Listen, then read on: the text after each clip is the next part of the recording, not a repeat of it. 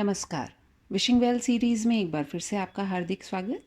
आज का मैसेज हम देखेंगे हमारे लिए क्या निकल कर के आता है।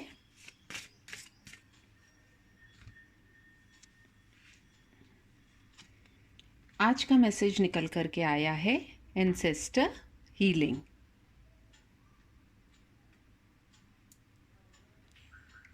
एंसेस्टर हीलिंग से हम क्या समझते हैं? एंसेस्टर होते हैं हमारे पूर्वज और हीलिंग यानी कि एक तरह की प्रोसेस जिससे कि यदि मान लीजिए हम कई बार अपने पितरों के लिए बहुत सारे तर्पण या कुछ इस तरह की चीज़ें भी करते हैं जिससे कि अगर उनके मन की कोई इच्छाएं रह गई थी तो उन्हें कहीं ना कहीं शांति मिले।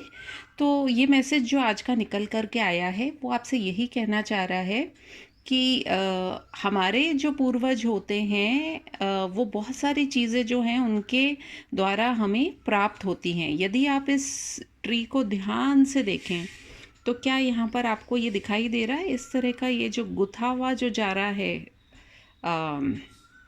ट्री का एक हिस्सा, इसको हम डीएनए भी समझ सकते हैं।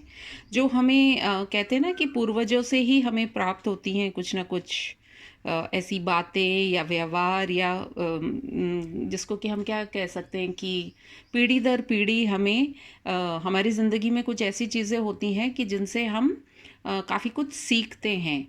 तो आज का जो मैसेज आपका है वो यही है कि आपके जो पूर्वज हैं वो आपको अपना पूरा आशीर्वाद दे रहे हैं और यदि कुछ ऐसा कार्य रह गया है जो उन्होंने नहीं किया है तो आप उसके बारे में भी सोचिए।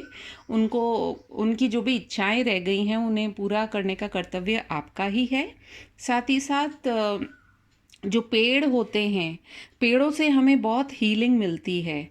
तो कहीं ना कहीं आपको नेचर से भी कनेक्ट होने की ज़रूरत है और जो नंबर है वो सूर्य का नंबर है और पिता का नंबर होता है। तो आपके परिवार में कोई ऐसा व्यक्ति जो कि बहुत जिसको कि कहते हैं कि परिवार का जो मुखिया होता है, यदि ऐसा कोई व्यक्ति रहा है आपके पूर्वजों में जिनकी कोई ऐसी इच्छा थी जो अधूरी रह गई है, उसकी तरफ आपको देखने की आवश्यकता है। मैं समझती हूँ बहुत ही खूबसूरत मैसेज निकल कर के आया है और आपके जो एंसेस्टर्स हैं, आपके जो पूर्वज हैं, वो अपना आशीर्वाद आपको दे रहे हैं।